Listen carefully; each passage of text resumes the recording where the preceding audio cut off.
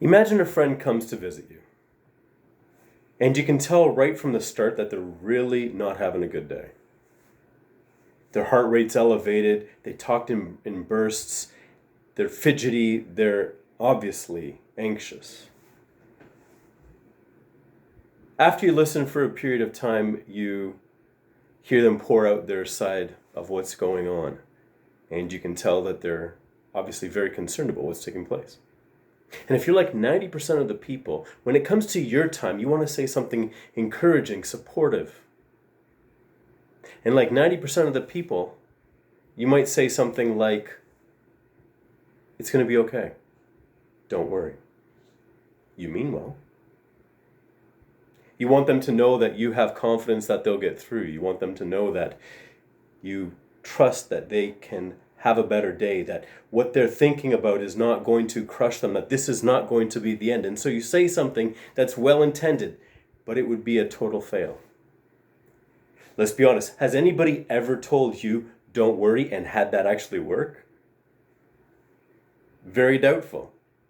Most people, when they're told not to worry, actually start talking about the thing more, and the anxiety doesn't go away, but they actually find themselves thinking about it more, trying to convince you, as it were, that no, they have a real concern.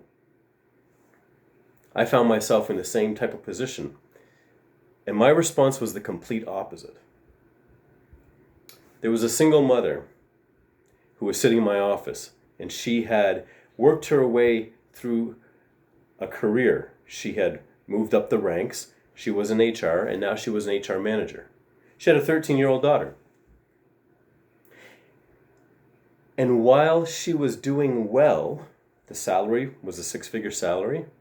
She liked the work that she did. The environment she was in was atrocious. It was toxic. It was unbelievable. Backstabbing and dysfunctional. Abusive. And she had put up with it as long as she could. She had been warned by friends that this was not a great place to be, but it was a step up in her career, and she thought, you know what, let me give it a try. And she had given it the best she could. And as she sat there talking to me, she was coming to the end of her stress leave. You see, she'd been on stress leave for several months. And she had worked through a few things and tried to get her head in the right place and recover and all of that. But she was sitting in front of me, and as the days for going back were looming, she was getting more stressed about going back to that toxic workplace.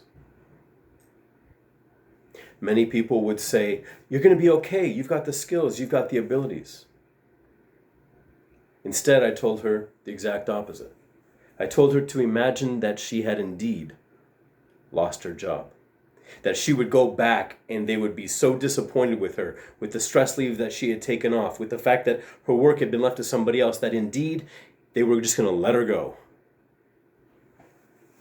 Now, a lot of websites are going to tell you a lot of things for handling anxiety. Focus on your breathing. What you're thinking. Don't catastrophize. Don't turn little things into big things. Focus on something relaxing. And all of these are good. But they fall short in one way. My favorite approach is the exact opposite.